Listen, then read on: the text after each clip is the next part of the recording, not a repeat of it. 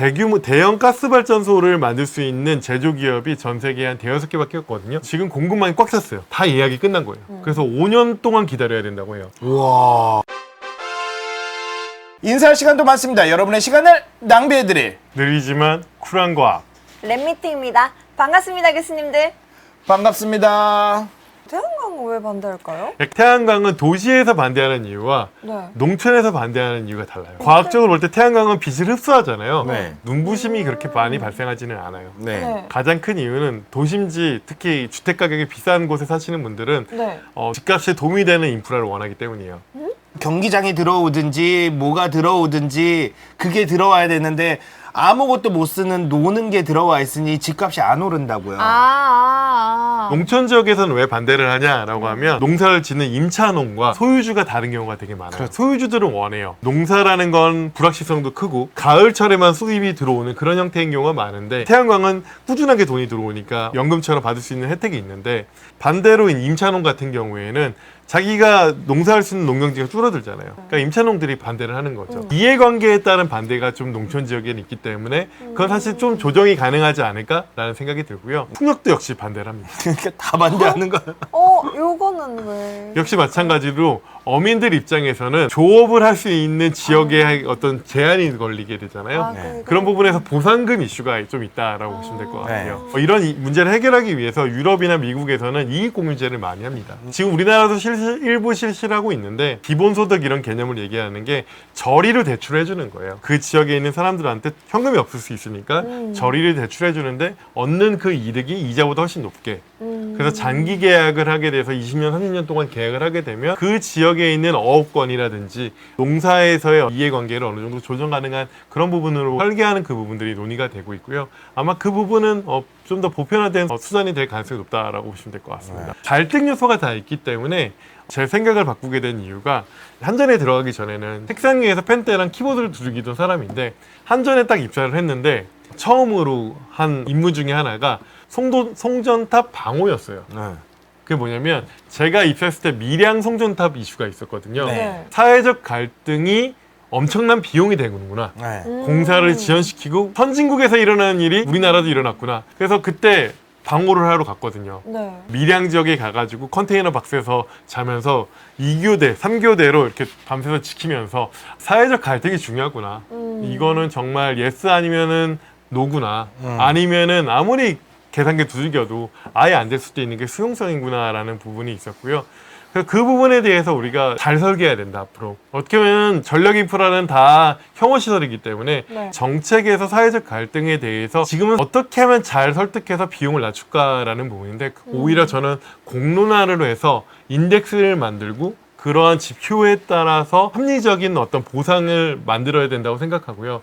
그 보상을 사용자가 나누는 그런 시스템을 만들지 않으면 우리나라의 에너지 전환이든 아니면 전력 인프라 확장이든 모두 다 어렵다라고 보시면 될 것 같습니다. 좋습니다. 이 부분은 뭘까요? 약간 뭔가가 조율을 하는 그렇지. 건가? 조화를 이루고 그래야 될 것 같은데. 좋은 에너지 정책은 전력, 교통, 난방, 산업 등 모든 것을 통합적으로 봐야 된다. 네. 단순히 에너지를 생산하는 게 아니라 네. 사용하는 모든 대상을 통합적으로 봐야 된다는 건데요. 어떻게 만드는가를 보면 좋겠죠. 이건 글로벌 기준입니다. 석탄이 28%, 석유가 30%, 천연가스니까 여전히 화석연료 의존하는 경제 시스템이구나. 어쨌든 85% 정도는 화석연료에 의존하고 있고 원자력이 한 5% 되고 이런 식의 어떤 에너지를 쓰고 있구나.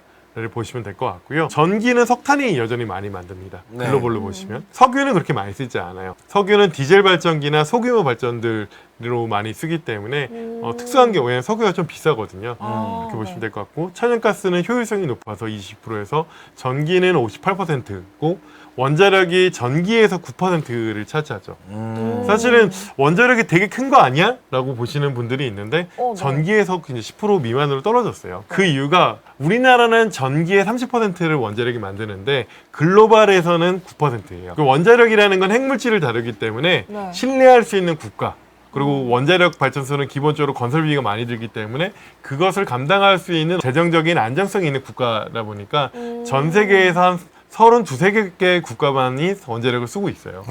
엘리트의 에너지원이 아닐까라고 표현을 하고 있습니다. 네. 수력은 생각보다 많은 이유가 댐이라는 그 부분은 네. 수자원이라든지 네. 홍수라든지 오래전부터 구축한 재생에너지이기 때문에 비율이 높다라고 보시면 될 것 같고요. 지금 빠르게 느는 거는 풍력과 태양광 둘이 합쳐서 수력을 넘었다라는 그 그러네요. 부분이 의미가 있고, 우리가 재생에너지를 얘기할 때 풍력이나 태양광 위주로 얘기하는 것은 지열이나 아니면 조력이나 이런 부분은 지형적인 것들을 많이 따지기 때문에 어떤 확장성 측면에서 좀 제약이 있다. 이제 사용을 어디서 하는가라는 부분이 중요하잖아요. 산업에서 한 30% 정도를 쓰고요. 네. 네. 교통 부분에서 28%, 그다음에 오. 주거, 건물에서 20%. 어떻게 보면 이런 부분을 통합적으로 활용을 해서 다 바꿔야 된다는 거죠. 에너지 전환이 너무나 어렵다라는 그 부분을 하고 우리가 통합적 사고가 되게 중요하다라는 그렇네요. 얘기를 하는 거죠. 아, 이거 너무 복잡한데? 그래서 결국에는 기후변의 원인의 75% 이상이 에너지라고 보시면 될 것 같고요. 네. 열은 산업에서 많이 쓰거든요.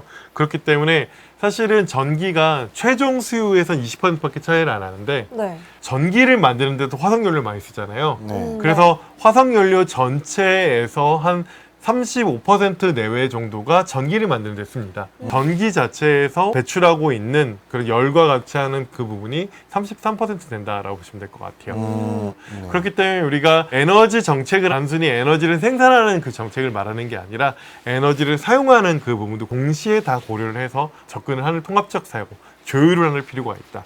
교통은 어떻게 바꿀까? 전기차를 언제 얼만큼 우리가 보조금을 줘서 전환을 시킬까? 우리나라 같은 경우에는 자동차 기업이 경쟁력이 있으니까 그 기업의 경쟁력 수준에 따라서 전환 속도를 어떻게 우리가 조율해 나갈 것인가? 야, 진짜. 전기차 충전 인프라를 얼만큼의 어느 속도로 갈아야 될 것이냐? 그 다음에 전기 난방, 우리나라는 가스 난방 인프라가 많이 갖춰져 있기 때문에 네. 에너지 효율을 먼저 높이고 점진적으로 어떻게 바꿔나갈 것인가, 이런 식으로 좀 고민을 할 수밖에 없다. 그래서 되게 복잡한 것이 에너지 정책이다라는 말씀을 드리고 싶어요. 진짜 엄청 복잡하네요, 진짜로. 공을 3개 던지는 게 쉽지가 않네요.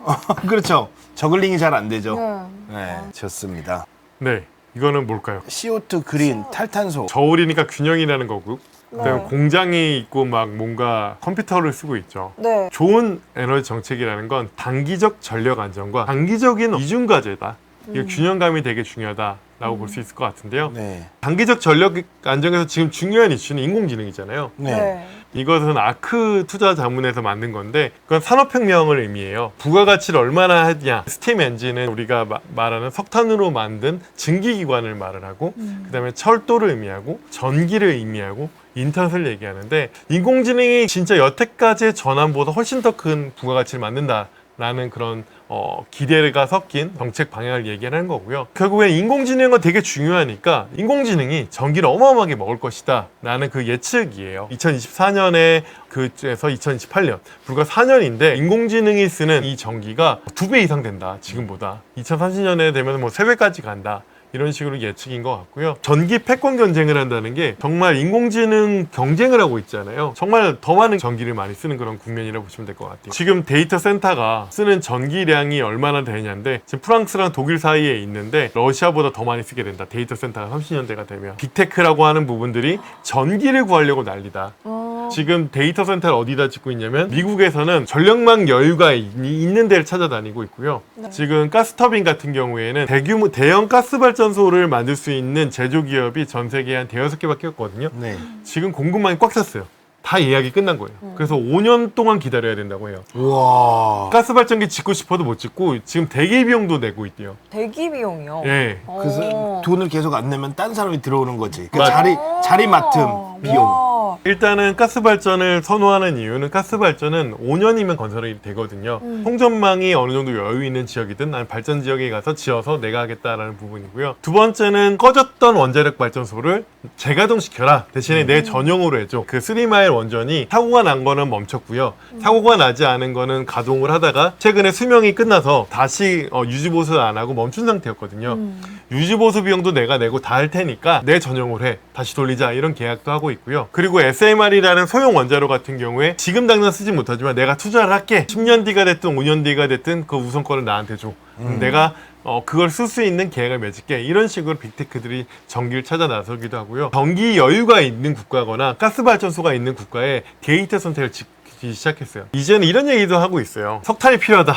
기후변화 네. 필요하지 않아 석탄 뭐 이런 이야기를 하고 있고요. 트럼프 역시 석탄 좋아. 나는 몰라. 기회는 몰라.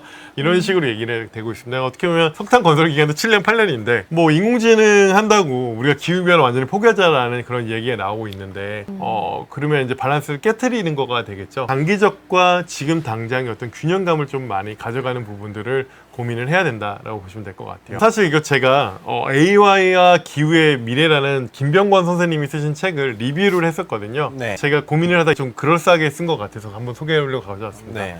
사실 지금 AI 패권 경쟁이잖아요. 미래가 없을 거라고 얘기를 하잖아요. 네. 근데 기후 재앙에서는 미래 자체가 사라질 수 있거든요. 실존적 위협인데 그걸 우리는 까먹고 있는 것 같아요. 지금 당장 패권 경쟁에서 뒤처지는 것과 실존과 생존을 우리가 좀 더 균형감 있게 고민을 해야 되지 않을까라는 생각에서 한번 가져왔고요. 그 다음에 이제 퀴즈입니다. 과학자들이 넥타이 입은 사람이랑 줄다리기를 하고 있고 마법사들이 이렇게 전볼대 하는 거를 보고 있잖아요. 네. 그러네요. 에너지 분야에서 전문가들의 예측은 자주 빗나갔다. 기술 변화, 시장 채택 속도를 과소평가하거나 과대평가하더라. 전문가들을 믿지 말아라. 전문가들도 실수도 하고 때에 따라서는 상황에 맞게 과소평가하거나 과대평가를 할 수밖에 없다. 에너지의 역사에는 과학자와 엔지니어들이 내놓는 확신에 찬 전망들이 기대대로 실현되지 못한 사례들이 수없이 쌓여있다. 사실 이 안 될 과학 여기에 네. 많은 에너지 기술 전문가들이 나왔잖아요. 네. 그 분들의 얘기를 들으면 어떠세요? 다 장밋빛 아니에요? 그렇죠. 다 중요해. 다 중요하고 다 잘 될 거야. 왜냐면 거기에서의 도전 과제라든지 한계라든지 아니면 다른 측면에서의 문제들에 대해서는 별로 말씀을 안 하시죠. 네. 근데 그 이유가 과학자들이 이 기술을 선택한 이유는 이 기술이 중요하니까 라고 생각하는 부분도 있고요. 모든 에너지 기술은 기술 개발, R&D가 됐든 사용하든 생산하든 국민의 세금이 쓰여요. 그렇죠. 그렇기 때문에 대중, 그런 여론을 만드는 일이 되게 중요하거든요. 그러니까 좋은 말을 할 수밖에 없는 거죠. 그래서 저는 전문가이기도 하지만 이해관계자이기도 해요. 뭔가 긍정적인 미래를 얘기하지만 현실은 어딘가 중간에 있다라는 말씀을 드리고 싶어요. 되게 유명한 책이에요. 리차드 뮬러라는 저분도 되게 유명한 물리학자이시기도 한데 네. 제자가 노벨상을 받았대요. 이 책이 2012년에 쓰였는데 이때 막 전기차 테슬라가 뭔가 시도를 하고 있었어요. 전기차가 잘 될 거야 라는 얘기들이 헐리우드 스타나 어떤 언론지상에 나왔을 때 이 사람이 책에 확신을 가지고 있어요. 뭐라고 쓰냐면 전기자동차 유행이야. 열병이야 열병. 사춘기야. 지나갈 거야. 라고 얘기했는데 어떻게 됐나요? 우리는 그때 테슬라를 샀어야 됐습니다. 그렇죠. 네. 2014년부터 알고 있었는데. 그쵸. 네. 지금 엄청 올랐던데. 발전 기술뿐만이 아니라 수요도 틀려요. 보시게 되면 그 밑에서부터 위로 올라오시면 23년에 갑자기 휙 올라가잖아요. 이 사이에 인공지능이 있었던 거예요. 미국과 같은 경우에는 전기 수요가 증가하긴 했어요. 왜냐면 탈탄소화, 전기차도 늘고 산업도 전기화하고 네. 정책적 노력이기 때문에 전기 수요가 는다라고 얘기했는데 인공지능 데이터 센터 확 올라간다 라는 게 했으니까 예측도 이렇게 바뀌는구나. 그렇죠. 상황에 따라 변하게 되는 거죠. 이 그래프는 석유에 대한 전망이에요. 근데 보시게 되면 동일한 시점이에요. 올해 2025년 나온 데인데 에너지 전문기관의 전망들을 쭉 나열을 했거든요. 근데 다 신뢰할 수 있는 기관이거든요. 저는 이제 에너지 전문가의 얘기를 절반만 믿어라 라고 하는 게 내가 원하는 걸 가져오면 돼요. 나는 석유 사업자야. 그럼 위에 있는 그래프 가져오면 돼요. 네. 석유는 계속 간다. 근거 얼마든지 갖고 있어요. 왜냐면 내가 원하는 사실들을 갖고 올 수 있어요. 아직까지 저렇게 인류가 석유를 확 줄인다는 거에 대한 경로는 아직 보여주지 않았거든요. 사실은 이거는 태양광 하시거나 기후변화를 할 때 긍정적으로 보시는 분들이 갖고 오는 그림이에요. 제가 대학원에서 공부를 했던 2000년대 후반에 2011년대 10년대 초반 때에는 태양광을 약간 어떻게 생각했냐면 그때까지도 대체 에너지였던 것 같아요. 틈새 시장을 차지하지 이게 뭐 얼마나 되겠어? 너무 비싸. 이렇게 생각을 했는데 국제에너지기구라고 유엔사 내에서 에너지에 대한 어떤 정책들을 총괄하는 정책기관이 있는데 거기에서 예측했던 상방을 계속 뚫고 계속 위로 올라와서 뭔가 새로운 흐름을 만드는 부분은 있거든요. 그래서 에너지 전문 기관도 과거의 관성에 의해서 예측을 하기 때문에 예측이 틀리다. 근데 이것을 보고 희망을 얻을 수 있는데 기후변화 대응을 하려면 이것보다 2배 더 빨라야 된다라고 얘기를 하더라고요. 와. 재생에너지 전반에 대한 전망도 그래요. 지금 빨간 점이 뭐냐면 글로벌 NDC 목표를 달성하는 게 빨간 점이거든요. 네. 2025년은 그 밑에 있는 시작점이 있는데 더 간다라고 생각하는 사람도 있고 덜 간다라고 생각하는 사람도 있고 그 부분에 대해서 증가하는 건 맞는데 이 부분에 대해서 우리가 지켜봐야 된다라고 볼 수 있을 것 같고요. 진짜 입맛에 따라 그래프를 선택할 수 있게. 네. 와. 수소는 보시면은 지금 2025년이잖아요. 네. 보이지 않아요. 인류가 그린 수소라는 걸 만들지 않았거든요. 그렇죠. 그러니까 생산도 안 해봤고 운송도 안 해봤고 사용도 안 해봤어요. 공급망을 새로 만들어야 된다 보니까 시간이 걸리죠. 희망과 낙관도 있지만 비관과 현실 사이가 있다. 새롭게 출현하는 기술은 비평가들의 나쁜 예상들을 다 뚫고 이겨내서 오는 거니까 뭐 태양광처럼 흐름을 만들 수 있는 가능성도 있지만 현재로서는 예측한다는 것 자체가 큰 의미를 갖지는 않는다 라고 저는 볼 수 있죠. 이렇게 얘기하시면 수소하시는 분들이 아니야 라고 하실 텐데 이런 저 같은 비평가들의 비평을 뚫고 뭔가 보여주는 흐름들을 만들 필요가 있고요. 원자력도 역시 마찬가지인데 이거는 사실은 많은 분들이 모를 거예요. 우리나라는 되게 원자력에 대해서는 좀 이해관계가 있고 특수한 국가예요. 전 세계에서 원자력 산업이 있는 국가는 많지 않아요. 민주주의 생태계에선 뭐 프랑스, 우리나라, 캐나다, 미국 정도밖에 없거든요. 그러네요. 원자력이 성장했었던 거는 70년대에 쓰리마일과 체르노빌 사고가 나기 전에 미리 발주했던 발전기들이 있을 때 폭발적인 성장을 했었고 네네. 그 이후엔 정체가 됐고 2010년도부터 중국이 원자력을 열심히 지었지만 이때는 노후화된 원자력을 폐지하면서 조금씩 증가하거나 정체하는 흐름이 있었고요. 근데 원자력계에서 탄소 중립을 위해서 우리가 원자력 3배를 짓자라고 선언을 했어요. 그 부분은 빨간 점으로 2050년에 되어 있는데 새로운 어떤 부흥을 해야 되는 시점인데 아직까지는 희망사항에 가깝다. 왜냐면 공급망이 일단 3배를 갖춰줄 정도로 있지도 않고 발전기를 지을 수 있는 기업들도 그렇게 많지 않고 해결료도 그렇게 준비가 되지 않았고 수요와 공급에 새로 만들어야 된다라고 보시면 될 것 같고요. 네. 원자력계에서는 인공지능이라는 흐름이 이 공급망을 확장할 수 있는 기회가 될 수 있다라고 얘기를 하고 있고요. 또 트럼프 대통령이 기후변환 반대를 하지만 에너지 안보를 강조하기 때문에 원자력은 또 찬성을 하거든요. 시장에서는 뭐라고 보냐면 미국이 20년 동안 원자력을 거의 착공을 하지 않았고 최근에 예상보다 2~3배 비싼 원자력을 지었는데 네. 신규 착공을 본격적으로 하기 시작하면 에너지 안보로서 원자력 공급망을 늘리는 쪽에 정책을 하는 거다. 실질적인 어떤 예산을 태우고 세금을 태우고 산업적 노력을 하는 그 부분에 대해서는 아직까지는 좀 더 지켜볼 필요가 있다 라고 보시면 될 것 같습니다. 좋습니다. 이제 그림을 보고 또 상상하기가 되겠죠. 퍼즐이 이제 합쳐졌어요. 맞아요. 이해관계자들은 조정 불가능한 목표를 관점을 유지를 해요. 조정이 안 돼. 근데 이걸 유지를 해. 그러니까 어떻게 보면 사실은 과학자들은 기술을 얘기를 하는데 정책 그 자체가 중요하다라는 말씀을 좀 드리고 싶고요. 네. 결국에 필요한 거는 다학제적인 접근의 중요성을 이 책에선 강조를 해요. 정치가 문제라고 하셨지만 정치가 중요해요. 에너지는 세금을 쓰는 문제고 국가의 안보와 미래와도 좌우가 되어 있고 성장 동력이 될 수도 있기 때문에 정치도 되게 중요하고요. 당연히 돈의 문제이기 때문에 경제도 중요하고요. 네. 우리의 어떤 가치를 보는 뭐 철학과 신학, 사회 인류학 그리고 과거부터 현재에 있는 역사, 운영하는 경영 그리고 법이라는 그 규칙 이런 부분까지 되기 때문에 과학자들이 얘기하는 그런 부분들도 중심이 될 수가 있겠지만 결합이 되기 때문에 우리가 힘들더라도 협의와 합의 존중 이런 부분에서 조금씩 나가야 된다라고 생각을 합니다. 지금 에너지 정책을 가장 무섭게 하고 있는 국가는 중국이고 공산주의이기 때문에 민주주의적인 절차를 좀 무시하는 그런 부분이 있는데 다른 국가들이 중국과 같은 정책할 수 있는가? 그건 아니거든요. 그렇죠. 우리가 공산주의를 선택할 수는 없잖아요. 네. 그렇기 때문에 지금 있는 사회 체계, 경제 체계에서의 최선을 찾기 위해서 노력을 해야 된다. 라는 말씀을 드릴 수 있을 것 같아요.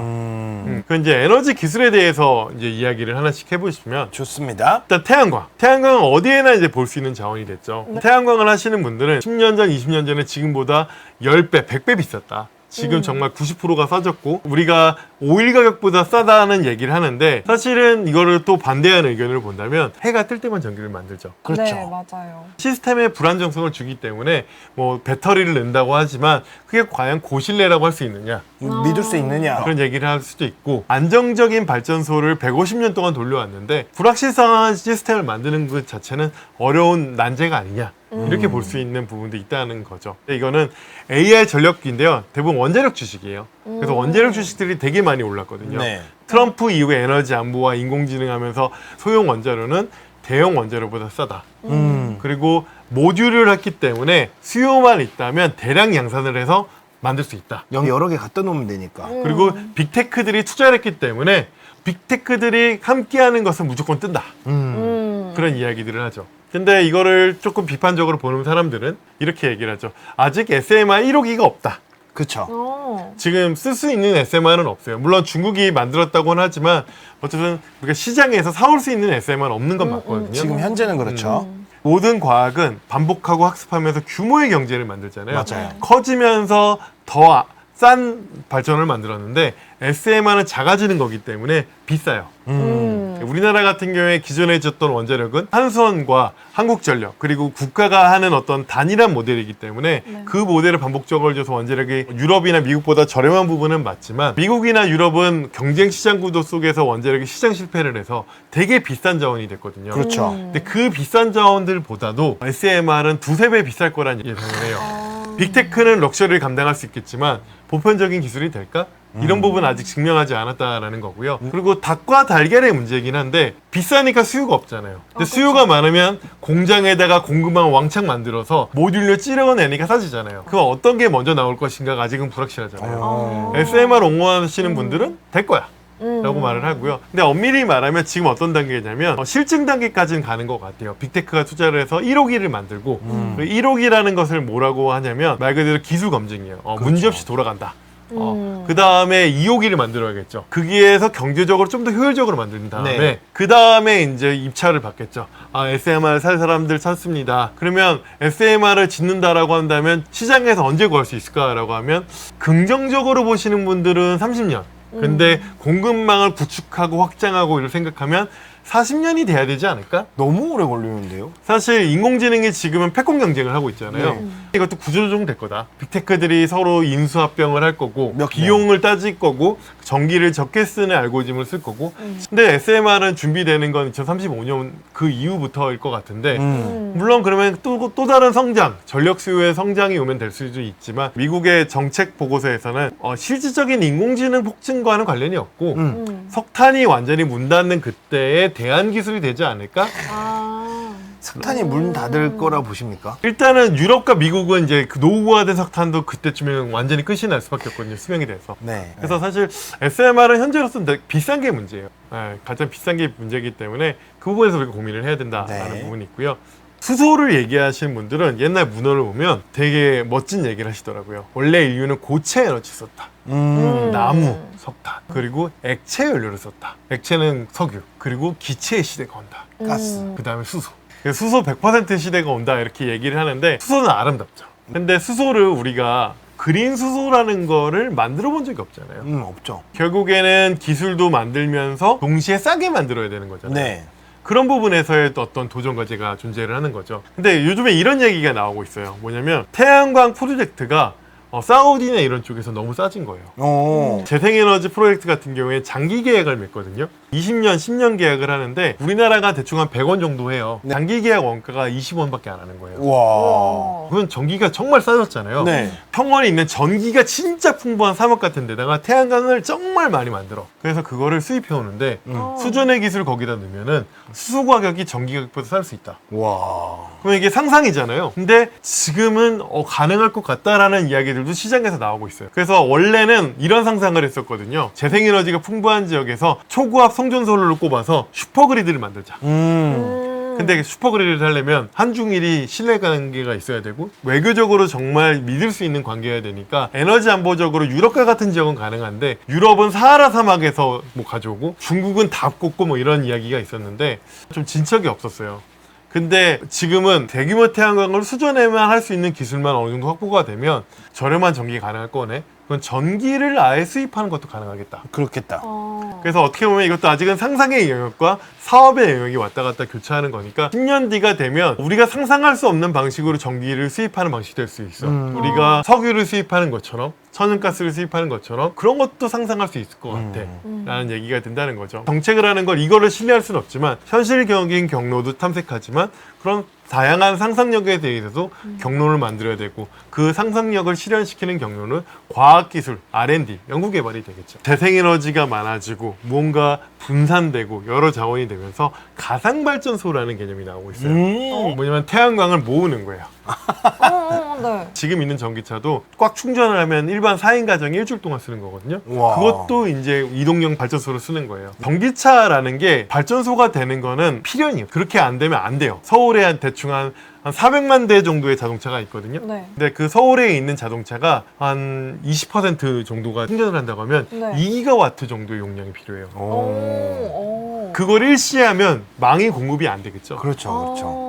그럼 어떤 의미냐면 전기차가 20%, 30%, 40%가 되면 자동차를 충방전하는 시간들을 분산시켜야 돼요. 근데 재생에너지가 같이 많아지고 있잖아요. 네. 재생에너지는 낮에 전기를 많이 쓴다고 했죠. 네. 그러면은 2시에서 4시는 충전 공짜. 음. 밤에는 정전을 하게 되면 전기요금 4배 오. 이런 식의 요금제들이 실시간 요금제들이 나오게 되는 거고, 그래서 미국이나 유럽이나 중국에서는 이런 시장들이 30에서 35년에는 무조건 나올 수밖에 없다. 왜냐면 스마트 충전, 그 V2G라고 하는데 Vehicle to Grid, 전력망과 쌍방향 하는 것들이 안 나오면 해결이 안 돼요. 그래서 그때는 아마 전기요금이 이동을 하는데, 사실은 우리가 전기용을 만든다라는 거는 전기를 만드는 원가, 연료비에 있어서 만드는데, 말 그대로 재생에너지가 많아지면 연료비가 아닌 다른 비용이 만들어지거든요. 연료비라는 거는 어떻게 보면은 전기 생산하는 것만큼 비례하는데, 재생에너지는 안 그렇잖아요. 그냥 우버처럼 되는 거예요. 가치가 가격을 정하는 거예요. 가치는 뭐냐? 수요와 공급을 맞추는 게 되는 거고요. 공급이 더 많을 때는 전기 가격이 떨어지는 거고, 공급이 낮을 때는 전기 가격이 올라가는 그런 시스템이고, 그럼 배터리도 많아야 되고, 뭔가 수소도 활용할 수 있어야 되고, 그런 식의 어떻게 보면 복합적인 시스템이 필요하기 때문에, 사실은 이제 인공지능 하는 건 인공지능이 전기를 쓰지만 이런 복잡한 것들을 해결해 주는 걸 위해서는 에너지 시스템에 무조건 들어가야 된다라는 얘기를 지금 하고 있어요. 사실은 가상발전소는 실질적인 발전은 아니지만 여러 가지 분산된 자원은 제어 가능한 단위로 해서 우리가 원하는 전기를 쓰게 만든다든지 전기를 만들다든지 이런 게 필요하고요. 최근에 우리나라의 그 이슈에 대해서 말씀드리면, 사실은 우리나라가 항상 얘기해서 여름철 전기가 부족해 막 이런 얘기 많이 네, 들었잖아요. 맞아요, 근데 맞아요. 요즘은 전기가 남는 게 문제예요. 근데 요즘 가만히 생각해 보시면 뉴스에서 그런 소리 못 들으셨을걸요? 맞아요. 여름 때 원래 좀 근데 자제해달라. 금년에는 그런 뉴스가 없었어요. 그 이유가 우리나라가 사실 태양광이 5%밖에 안 되거든요. 평균 그 전력량에서. 근데 특정 시점, 낮 시간대는 10%, 20%가 되겠죠. 네. 네. 그러니까 그거를 덜어주는 거예요. 에어컨 쓰는 시간과 태양광이 많이 나오는 시간이 일치하니까 어떻게 보면 발전기가 많아진 거죠. 피크 시점에서의 수급 불안정성은 낮아졌는데, 네. 반대로 추석 때는 산업시설이 다 멈추고 우리도 전기를 덜 쓰잖아요. 문제는 재생에너지 그런 거 신경 안 쓰고 생산을 하잖아요. 가스발전소나 뭐 석탄발전소, 원자력발전소나 이런 거를 끌 수가 없어요. 발전기에 따라서 안 들어올 수도 있기 때문에 뜨겁게 채소 발전을 유지를 해야 되거든요. 근데 채소 발전보다도 수요가 더 낮은 상황이 오면 문제가 되는 거죠. 재생에너지 하는 사람들한테 돈을 벌어야 되는데 다 끊어버려. 끊을 수 있거든요. 그럼 그 부분에서의 보상 문제도 생길 거고. 네. 그래서 요즘은 채소 발전을 어떻게 관리할 것인가가 문제고요. 배터리가 많으면 좀 충전을 많이 할 수가 있는데 그런 이슈가 나온다라고 보시면 될 것 같아요. 사실 김훈 작가님이 이런 말씀하셨는데 사실과 의견을 구분하지 못한다라고 하는데, 에너지 전문가들은 이해관계자이기도 해요. 자기가 원하는 전망치를 다 갖다 쓸 수 있다라고 했잖아요. 네. 그러니까 의견 위에 사실을 얹어요. 내가 그리고 싶은 그 전망치에다가 취사 선택된 사실들을 고르는 거예요. 그렇기 때문에 에너지 정책을 가치 중립적으로 본다는 건 되게 어려운 일이에요. 네. 그래서 우리는 판단을 할 때 편견을 가지지 말고 그 전문가가 말하는 게 틀린 게 아니라 하나의 이해관계를 대변하는 여러 목소리 중에 하나다라고 바라보는 어떤 관점이 필요하다. 그 사람이 맞을 수도 있고 틀릴 수도 있다. 그런 부분이 필요하고요. 에너지 정책이라는 것은 기술 문제일 수도 있지만 여러 다른 가치를 배열하는 문제일 수도 있다. 라고 보는 게 되게 중요하다라는 말씀을 드리고 싶습니다. 좋습니다. 네.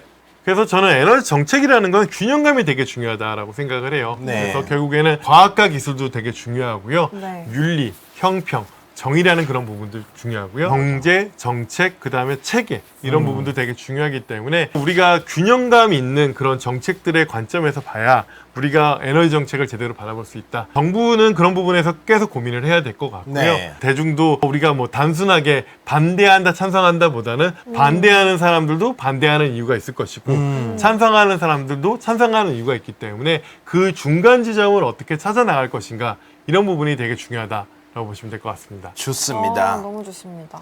에너지는 혐오 시설이라고 했잖아요. 네. 근데 필요하잖아요. 네. 그러니까 남이 하면 좋을 시설이에요. 의무감, 그래 나도 해야 될 것 같아, 이렇게 바뀌어야 돼요. 나중에는 궁극적으로는 우리가 에너지 전환이라는 게 다양한 에너지원을 쓰고, 예를 들면 전기차를 쓰면 발전기가 생긴 걸 미래가 될 수도 있고요. 그렇죠, 그렇죠. 우리 집에 태양광을 깔 수도 있고요. 내가 의도하지 않아도 건물에 태양광이 부착될 수 있기 때문에 네. 그걸 누군가 돈을 버는 그런 내가 하고 싶은 시설로 바뀌어야 된다라고 보시면 될 것 같고, 에너지 전환이라는 것은 공급과 수요, 일자리, 그 다음에 철학적인 그런 지분에서도 우리가 생각해 볼 필요가 있다.